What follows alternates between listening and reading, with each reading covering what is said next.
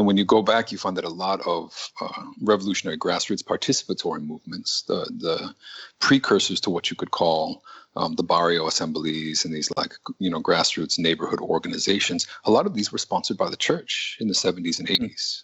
The women's circles, which are these participatory, women's discussion groups, were sponsored by the church, as well. And so a lot of the, again, this left-wing Catholicism has fed into a broader social transformation that's now manifested.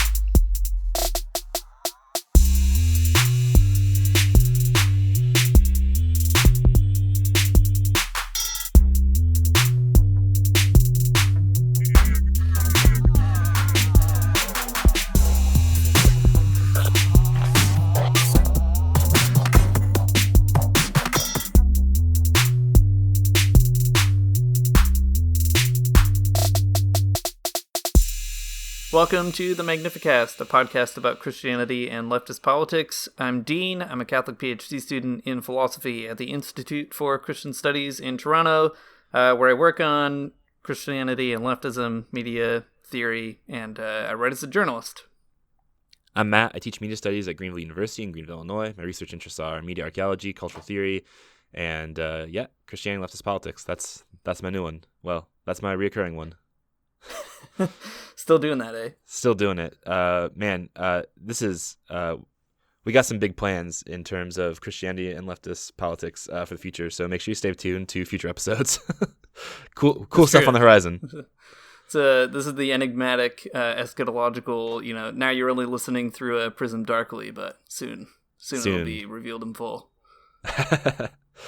Today we're talking with George Ciccariello-Maher, which is pretty exciting. He's the Associate Professor of Politics and Global Studies at Drexel University in Philadelphia. That's a complicated situation, I guess. You can read a bunch of things about that. He is the author of 3 books: We Created Chavez, Decolonizing Dialectics, and Building the Commune, and a bunch of articles, and they are all very good. In the episode, we talk about Venezuela, Christianity and Chavismo, and building dual power. If you like what you hear, we also have a newsletter called the Manifesto, and this week we're including a bunch of resources on Venezuela and Christianity, so check that out at tinyletter.com/Magnificast. Also, if you could hop on over to iTunes and give us a review, that would be super helpful. All right, so let's get into it.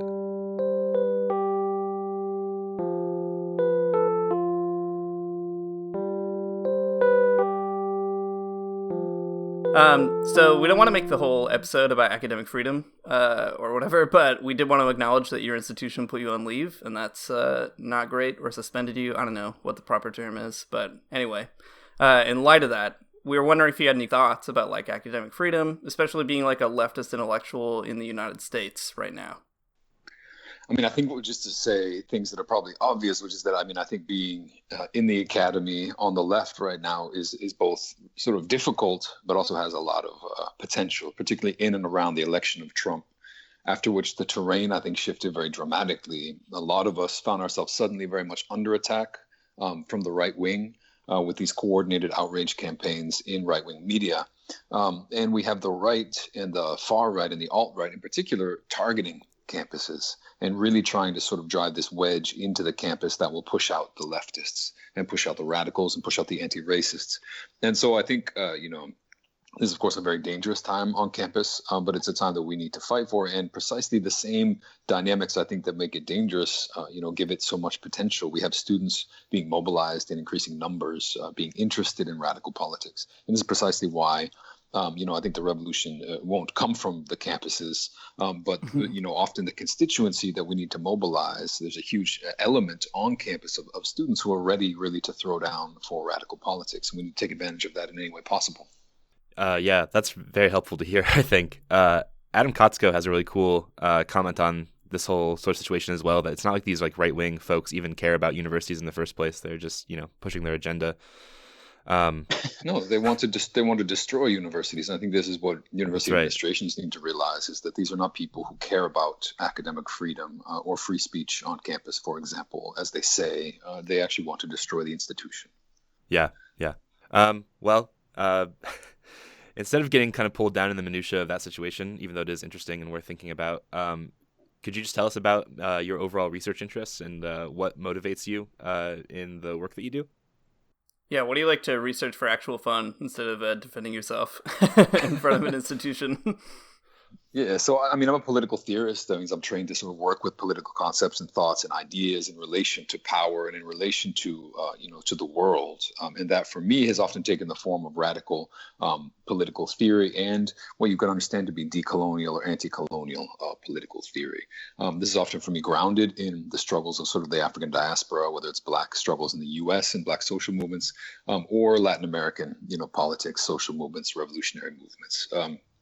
And for me, it's really a question of like using, the kind of theoretical tools that we have at our disposal to rethink and to think through power in a different way, to think about power, for example, from the bottom up, the way in which political movements, revolutionary movements exert power on political leaders and transform politics. And the reality that, whether it's in the US or Latin America, it's really social movements and people in the streets organizing that set history into motion, whether it's Black Lives Matter in the US or things that have been going on for many years in Latin America.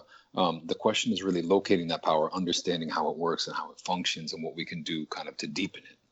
Yeah, that's what I think I found most interesting about some of your work.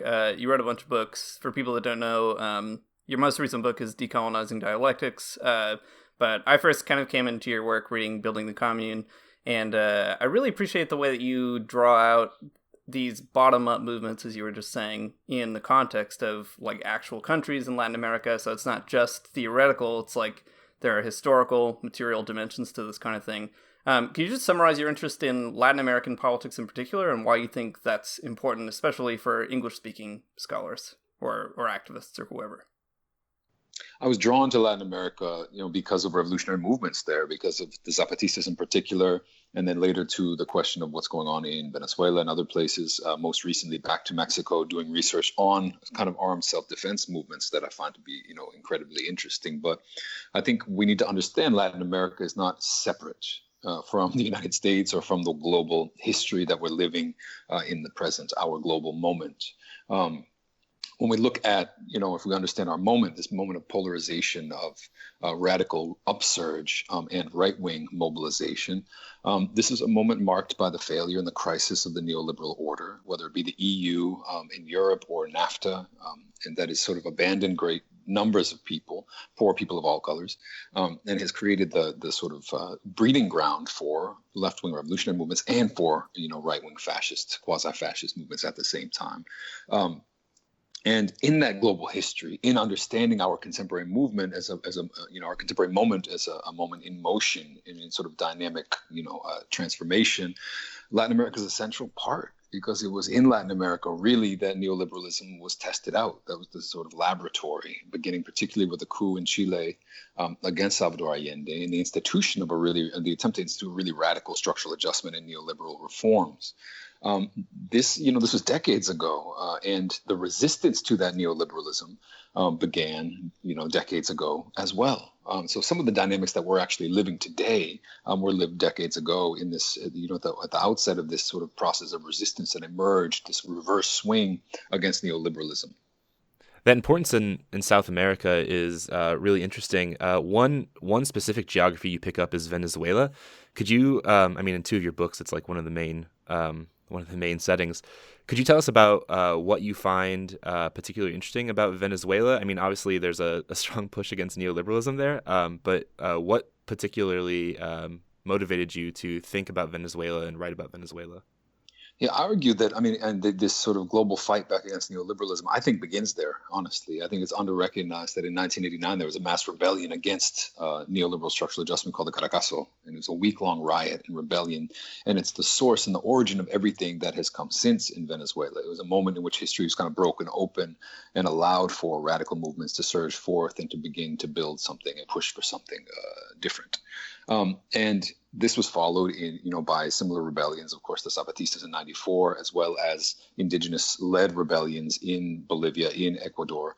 And in those places, like in Venezuela, they sort of, the movements were able to take down governments and to throw others into power, to throw Chavez, Morales, Rafael Correa into power, and to begin to, work through some of the questions of what it would look like to build an alternative order against, the prevalent neoliberalism of the time.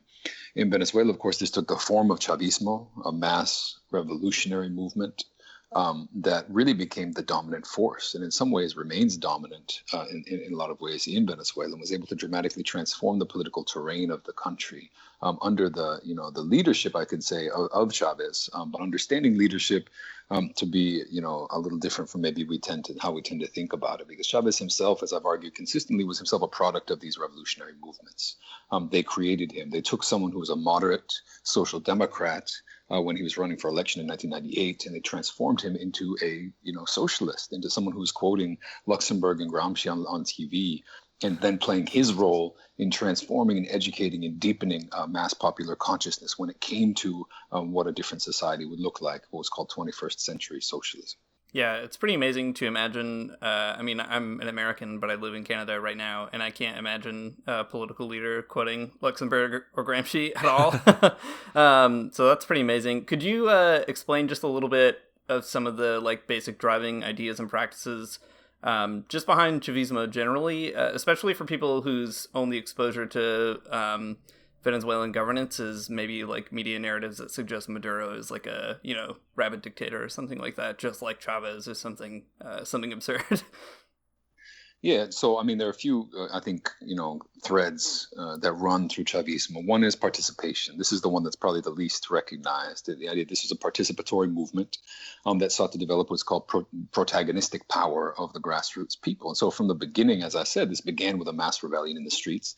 It continued, though, with this dynamic between what you could call the constituent power of the grassroots and the constituted power of the institutional state, and a dynamic relation in which people participated en masse in the rewriting of the Constitution, the approval of that Constitution, and in the building of participatory alternatives in what were called communal councils and later communes, these sort of grassroots institutions of political participation, but also of economic production. And so this participatory aspect is crucial. And of course, it's fused with an understanding of social equality, fused with an understanding of overcoming the dramatic inequalities that govern not only Venezuela, but Latin America as a whole.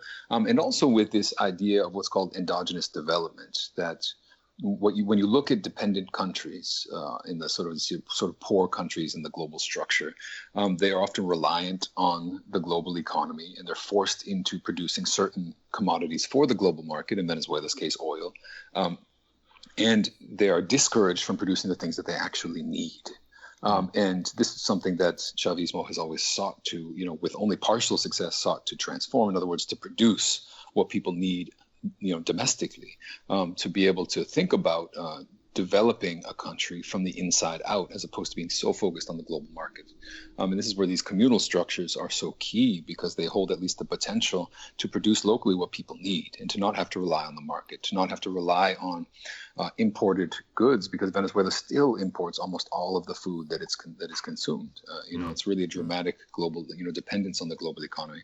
And so these are some of the sort of guiding lights of Chavismo. I mean, and to these we could add sort of a really innovative understanding of gender equality, and the first place that wages for housework is ever instituted, on any kind of level, and in a particular understanding of anti-colonial and anti-racist praxis when it comes to indigenous and Afro-Venezuelans. These are all parts of this broad Chavista identity, which is a shifting and transforming thing historically, which is never, perfectly, honed when it comes to different elements, but which, move forward as this sort of really dynamic process.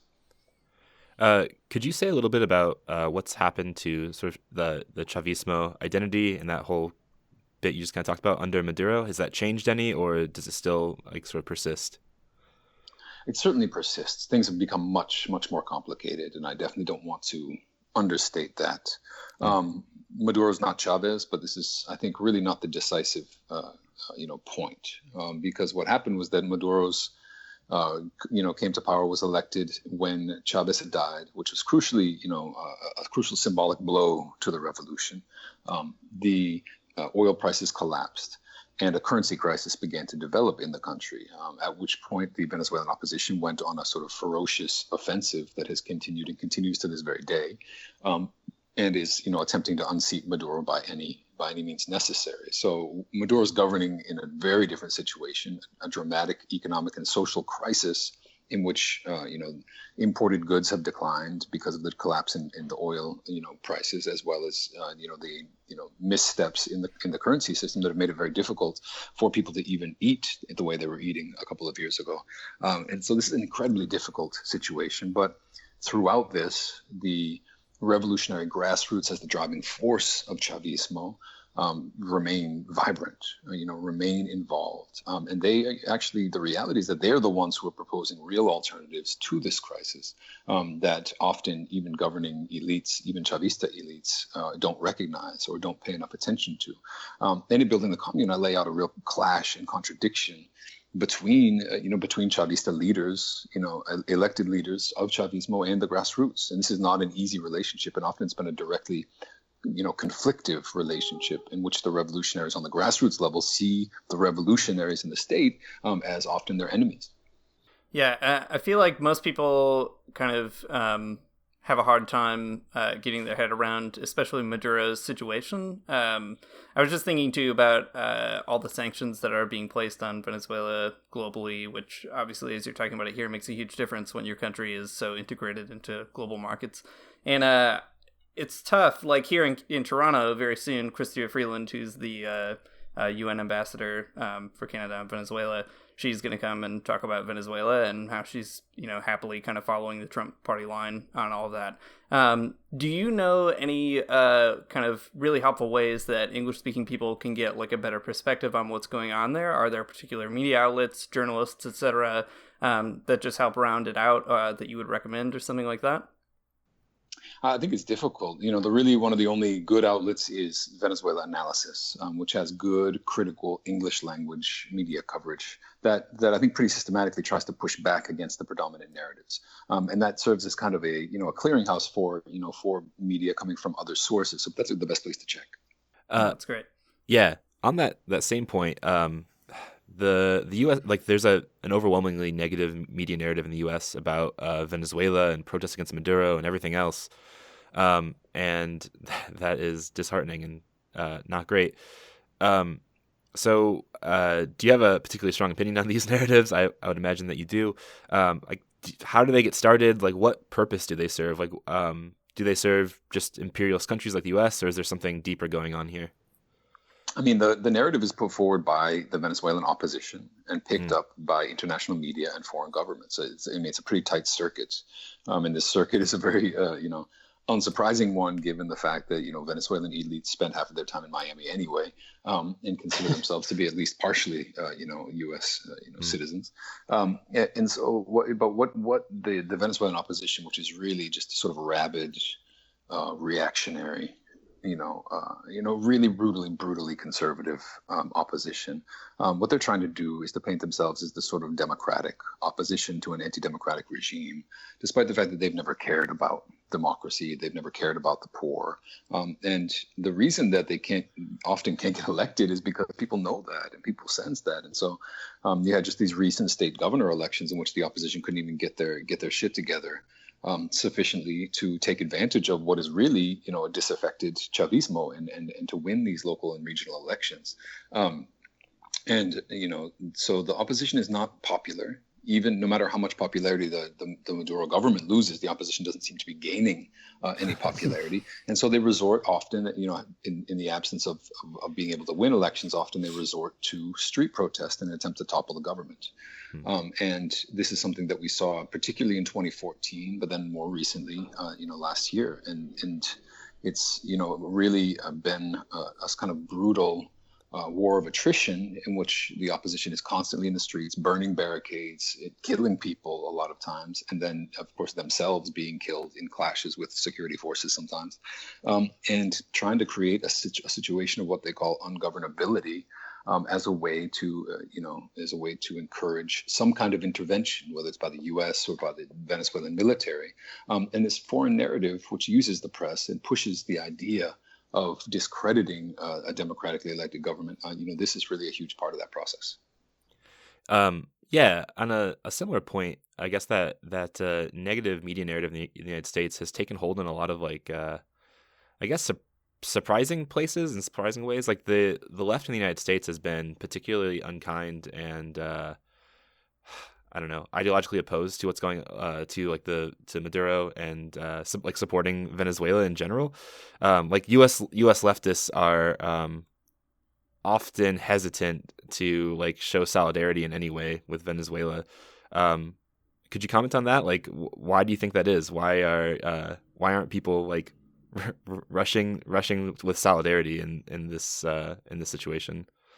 I mean, there are a lot of causes for it. I think there are internal causes to the left that make it easier for us to show solidarity when everything is great and harder to show solidarity when things are difficult. And I think this has to do with certain understandings of revolutionary change. The idea that revolutions are maybe easy, or the idea that they don't entail a complicated and painful and fraught transitional stage, which is, inevitable. When we're trying to make a revolution, we have brutal, bloodthirsty enemies that we're fighting against. And fighting against them will not be easy or clean or, a simplistic, situation. And it's going to be complicated. And I think there is a sector of the left that does not want to understand that complexity of revolutionary transition. But then there's another sector, and this slightly different sector, that is sort of, very critical of anything that doesn't look like the model of revolution that they think, sort of pristine understanding that they think it should follow, whether, it's the anarchist aversion to Chavez because he occasionally wore a military uniform, or because he was a so-called populist, or because, of no sé qué. But, it was, this question of it not looking like, the revolution that we prescribe from our, info shops in the United States. And I think that also creates this inability to grasp the essence of what's going on, which is this question of a revolution being a mass phenomenon. And the question is always, where are the masses and why are they there? And that's what's essential to grasp when it comes to these things as leftists, as revolutionaries, and to do so critically, to understand the ways in which, if the masses are being, of course, misled in a certain way, that's something we need to be very attentive to. But to think that the masses are stupid and wrong is not a revolutionary position. Yeah, that's for sure. So this is a podcast about Christianity and leftist politics, in case you haven't heard. I guess we should get to that. Well, it's interesting. One reason Venezuela is especially interesting is that Hugo Chavez was a Christian, and he used Christianity in his speeches alongside people like Luxemburg and Gramsci. Do you think that played an important part in his political imaginary at all? I mean, having written on it and spent time thinking really hard about Venezuela, where have you seen Christianity kind of show up, at least in Chavismo? Yeah, no, it's been crucial, although Chavez was very cagey about what sort of Christianity he believed in. He was never really open about that. He would refer to symbolism, and so there was a lot of speculation about what precisely he believed, or if he believed at all. But what's clear is that, he certainly appealed to the legacy of radical Christianity in Venezuela. Now, Christianity in Venezuela is complicated in a lot of ways. It's got, got this sort of conservative church apparatus at the same time that you have the legacies of Vatican II and like liberation theology. And at the same time, people are all Catholic, but a lot of people are Catholic, but also in a very kind of like laid back way that doesn't necessarily, have a huge implications for their everyday lives. And then finally, I guess you have this growing evangelical movement, which openly clashed with the Venezuelan government for its kind of colonial interventions. Its attempts to go in and recruit and make inroads in indigenous communities in southern Venezuela in particular, and to do so with a really reactionary imperialist politics as well. So you've had this sort of complicated mix. But what's important is that revolutionary Christian identity was a clear part of Chavismo. The revolutionary left in Venezuela had begun to integrate, religious symbolism decades ago. And there's a bigger point as well, which is that Chavista identity, symbolically parallels some aspects of religious identity. Now, this is not the caricature of the media that says, oh, people are saying Chavez was my God, whatever, like, identifying with Chavez as though he were a religious figure. These visions actually completely misunderstand the fact that this religious identification is actually a subset of a broader political identification in which people identify with a revolutionary project, and understand that the way, what we call empty signifiers in politics, the way that people are able to approach political movements and leaders and to deposit their own hopes and aspirations into them, is something that looks often like a religious identification, no matter how secular. And so this is a clear part of, of what was going on as well, the way that people would identify as Chavista, identify as revolutionaries, and to do so in a wholehearted way rather than in a sort of cold, calculating, what can I get out of this political movement way. It was this sort of direct and full identification with a cause of social change. That's really interesting, the way you're talking about it now as Chavista identity as a sort of socially bonding force in the same way that religion is for so many people. It gives you this kind of orientation, I guess, in the world. It's interesting, too, why that might be a threat to, for example, the church hierarchy in Venezuela. I'm Roman Catholic, so I follow a little bit about what's going on there. And it's really kind of odd to see, like, the guy who was recently appointed the head of the Jesuits is from Venezuela, which is a pretty big deal. And he is critical of Maduro and was critical of Chavez, but he also identifies as a Marxist. So it's all, like, very confusing, it seems like. There are a lot of bishops who are not fans of Maduro. But then there are all these kind of very weird, like, openness to kind of leftist understandings of Christianity within the church, but also, hesitancy to actually endorse the politics as they've materially manifested. Mm-hmm. Yeah, no, and what you've had historically is very reactionary elements of the church hierarchy being, against Chavismo. Very, very famous sort of right-wing, figures, saying things like there's this giant flood that killed thousands and thousands of people in mudslides. And one religious figure said that this was punishment for electing Chavez.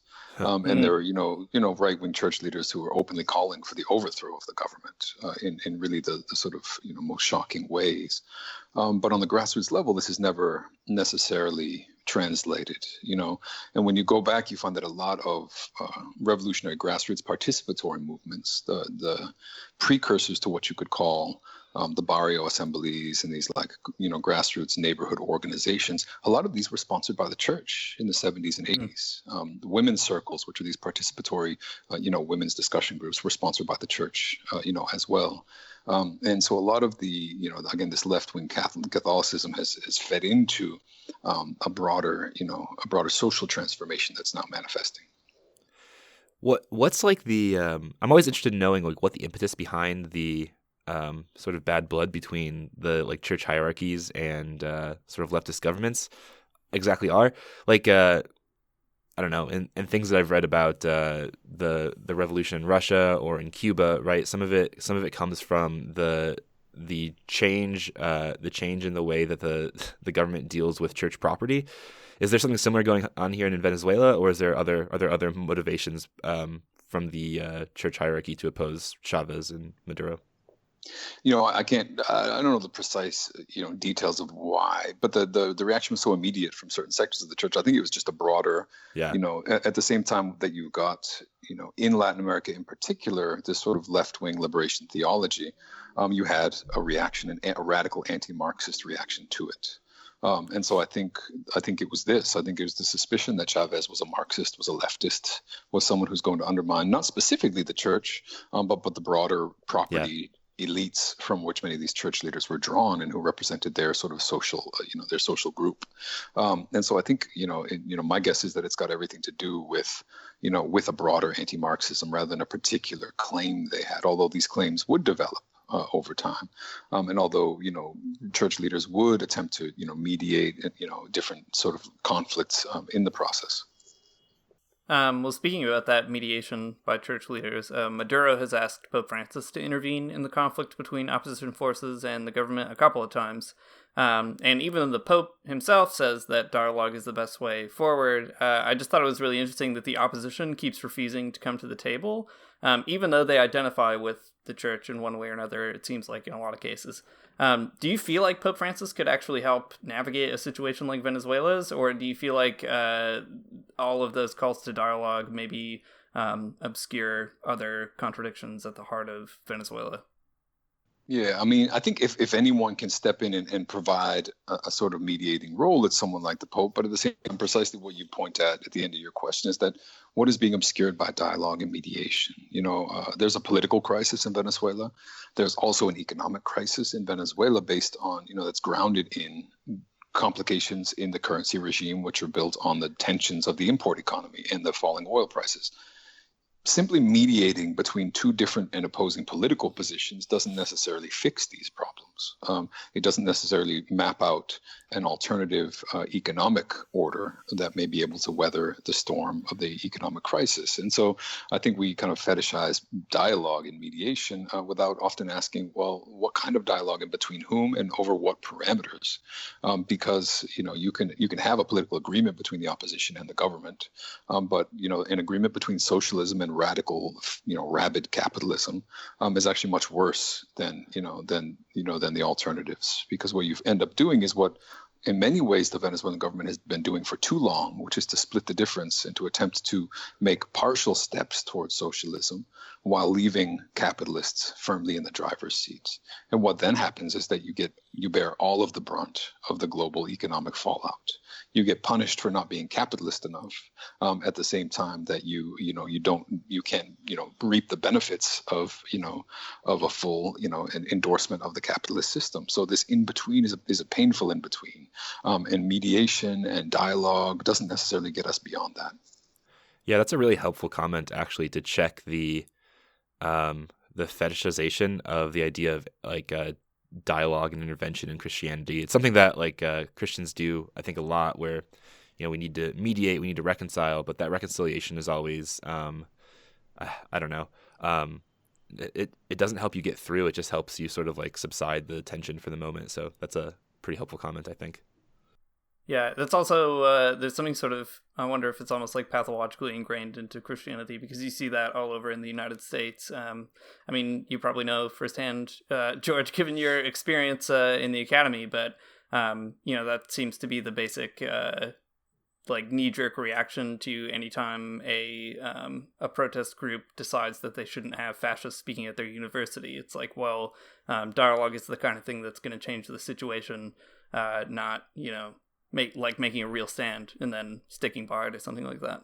Yeah, but that's never been the case historically. It's really easy to point to history and say, no, that's bullshit. You don't dialogue with fascists. You can't explain the problem is you cannot explain to fascists that they're wrong. You can't explain to white supremacists that there's no basis for race or white supremacy whatsoever, because they don't believe it because it's rational. That's not why they're attached to this idea. And so we misunderstand them if we think that we can debate with them or defeat them in the battle of ideas. What happens is that when you engage reactionaries and with reprehensible ideologies in a battle of ideas, you legitimize those ideas. You make them, you uphold them as worthy of debate. Yeah, I think so. Christians just have a hard time wrapping their mind around that, and I think it's unfortunate. They don't realize exactly what you said, so maybe they'll listen to you on this podcast. I would hope. I would hope that they would listen. I don't know. We'll see. Well, let's take a step back and I guess take a step back and looking forward to the future of Venezuela, and I guess what might happen, what might go on in the future. At the very end of Building the Commune, you write that the time has come to bet it all on the communes. While this may seem risky, the alternative is to bet on nothing at all. And the communes, the idea of the communes in Venezuela is a really motivating idea, at least to me. It's a really interesting way that Venezuela has developed, I guess. But what kind of bet do you think that the Maduro government is making with the Constituent Assembly and on recent elections in terms of the future of Venezuela? I think it's complicated. When I say bet it on the communes, I say, the point is that there's this deep and sustained economic crisis. There's a distortion in the currency system that, has created this black market economy that is absolutely devastating, the Venezuelan economy. And to be perfectly clear, the government bears a huge amount of blame for this, for not correcting it quicker. Although the dynamic itself is rooted in the structure of the oil economy and the fact of attempting to build this alternative and attempting to build a socialist economy alongside and within a capitalist economy. And so you get punished. You get punished by the black market. You get punished by speculation and smuggling. And this has all been happening in Venezuela. And so one of the alternatives is to just go back toward capitalism in the hopes that you'll stop being punished. And the other alternative is to really go all the way to build a different kind of economy that can produce what people need and eat on the local level. And this is what the communes aspire to do. Now, they don't represent a huge part of the economy.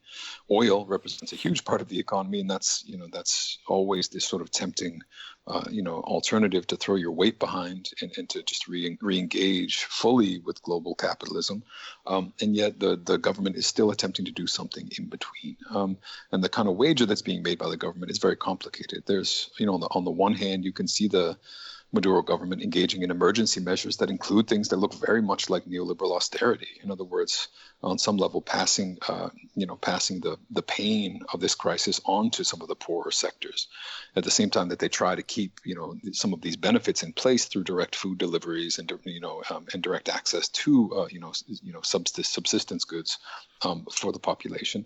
But there has been really no decisive move, and on the one hand, it's hard to blame the government because the crisis is so bad that they've been sort of going to, foreign corporations and going to other countries in an attempt to weather the storm, to get loans, to, allow foreign investment in mining and in extraction as a way of being able to, to increase income in the short term.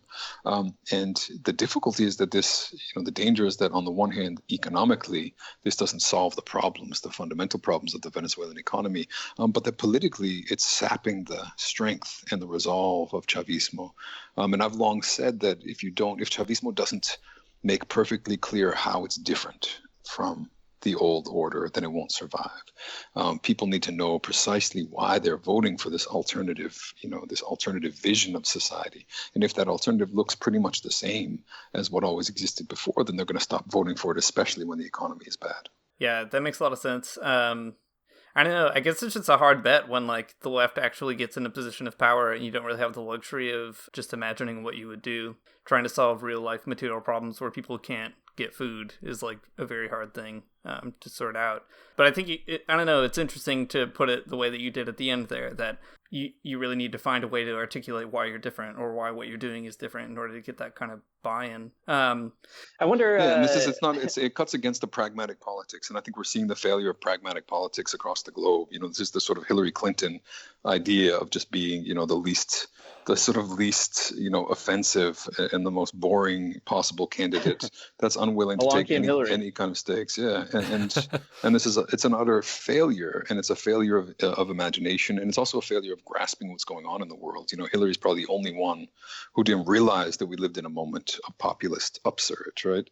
And who thought she could just be a traditional establishment candidate, and it was an utter failure, and we're seeing it left and right, and this is the kind of thing that even radicals and revolutionaries need to understand, that pragmatism seems and is posed as being the safe bet when often it's the most dangerous. I wonder what you might say about how all that feeds into the United States left a little more. What would it mean for United States leftist groups like whatever, the DSA or the PSL or a number of other leftist organizations to start thinking hard about building real grassroots movements that aren't just, making statements and things like that, but doing the work that they have been doing since the election, which is trying to get people out in the streets, trying to get people organizing strikes and that sort of a thing. Do you feel like Venezuela has good lessons that we can learn from them in terms of how they did that, or is that a very particular situation? I mean, it is a very particular situation, but the lessons, like any other situation, what you can do is you can strip away that particularity in an attempt to see what lessons we can learn, what we can use. And I think the way you do that is not in the erroneous and simplistic way we often see, which is say, oh, well, Chavez won an election, therefore let's run a leftist leader, we'll win the election, whatever. Chavez was elected because they were, in the aftermath of a mass riot and rebellion that shook the political order to its very bones, and a military coup in which he attempted to overthrow the government by force and failed and went to prison and spread a movement, across the country in the aftermath of that. It's not as easy as running candidates. That is not the lesson from Venezuela. The lesson is that the power lay in the grassroots movements, and that power often manifests as mass rebellion and resistance. In other words, Ferguson, Baltimore, this is the source of political change in the United States as well. And we can see that. People want to recognize it, but the only reason that we're talking the way that we are in the aftermath of Black Lives Matter is not because Black Lives Matter asked nicely, but because people rebelled, because people explosively rebelled in a way that no one could ignore. And this is one of the main lessons. The other one coming out of the sort of prospective construction of something like the communes has to do with seizing territory, taking over space, building movements that can govern that space. And I think this is a lesson that's being learned. It's a lesson that had some bearing on Occupy as well, which took over space and refused to leave. It has some bearing on projects like the Jackson Kush Plan in Jackson, Mississippi, to build a local self-sustainable economy, Black governed self-sustainable economy. And I think it also has a lot of bearing on how we build movements locally. For example, in Philadelphia, for doing anti-police work, we need to understand that it's not so much about protesting the latest police murder as it is about building structures and self-defense structures and rapid response structures to not only prevent police abuse, but also to build community power as the alternative to that, so that people are not calling the police, and when the police show up, people can scrutinize their behavior and govern communities on our own without the help of the state. Yeah, I'm curious too about what it means to continue to build that as a sort of a movement across the United States that can gain steam. One thing that I thought was so inspiring reading Building the Commune is the way that you articulate all these different groups. Communes are created by virtue of a variety of very diverse associations that get, legitimated and then pulled into this kind of broader project. We did a couple episodes about the People's Congress of Resistance with Jody Dean and Derek Ford a while back. And it kind of seemed like, it's not that those are communes, obviously, but there was this attempt to have representatives from groups that were building resistance, Black Lives Matter, groups against Islamophobia, etc., and to articulate a unifying manifesto that they could sort of gather around and adopt resolutions and participate in an alternative decision-making structure. Do you feel like those are things in the United States that can really happen? It's such a massive geographical entity, the United States of America, and it has all these diverse populations. Are there ways that we can sort of unify around those kinds of things? I mean, the question, I think, isn't can we do it? The question is, do we have any alternative? And we don't. This is the only way that we're going to build revolutionary movements. This is the only way that this transformation will be able to happen. And insofar as we're able to develop these sorts of alternative structures, what I and others call dual power structures, insofar as we can do that, that's how we're going to be able to build movements that can then go on the offensive. That can then, take the fight to the enemy. And so we don't have an alternative. This is what we have to do. This is our essential task. But the point in the present, I think, is to make it clear to everyone that we can't simply march. We can't simply protest. We can't simply make demands or run, candidates or whatever else, is being proposed. But we have to build these alternative structures that can weather the storm and that can strengthen our movements as we move forward. Cool. That's such a strong note to end on. Yeah. I'm just thinking, I live really near St. Louis, and all of the St. Louis left organizations have been marching against Jason Stockley for the last month and a half. They've been marching every day, and that's very good, I guess, to march and be in the street. But what you're saying about dual power is very relevant. Absolutely, because I mean, they'll wait for the march to end, right? Yeah, they'll go out, they'll police it, right. They'll go home, and and they'll be perfectly happy to do that forever. Yeah, there's something kind of performative about marching and protesting that isn't bad per se, but it's like a predictable kind of pageantry in a way. There's a liturgy to it. People show up, you say the chants you're supposed to say, the people that are supposed to speak, and then you kind of do your thing, and then everybody goes home, and then you can keep doing that. But the police have been to enough protests to know what's going on. Protesters have been to enough protests to know what's going on, and that's kind of the routine, I guess. So yeah, that sort of building dual power, that just seems like a really helpful theoretical, but also very practical tool. Absolutely. Well, thanks, George, for coming on. I know that things are pretty busy for you these days. So it's just nice to make time. And yeah, hopefully, I don't know, you didn't ask us to promote your books, but just in good faith, by virtue of being people who've actually read a few of them, we can attest that they're good and worth getting and reading, and supporting you and following your work. So yeah, thanks for providing all the scholarly resources that you have. Hopefully you can keep doing it. Let's hope so. Thanks. Thanks so much for having me. Yeah, and this is a good conversation. It's always good to bring in these other aspects of the conversation to connect what we're doing here to what's going on in other parts of the world. And so I was glad to be involved in that.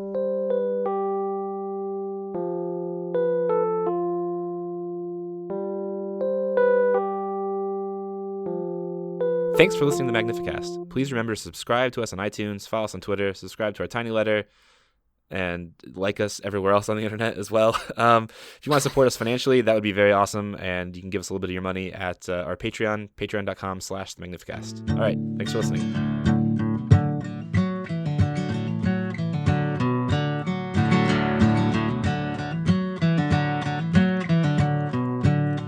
I don't wanna get up for church in the morning, souls alive. Heaven come to earth and there won't be no church. We'll meet down by the riverside. There we'll swim with all creation. Never get tired, never bored. Don't worry, someday there'll be no dam between us and our Lord.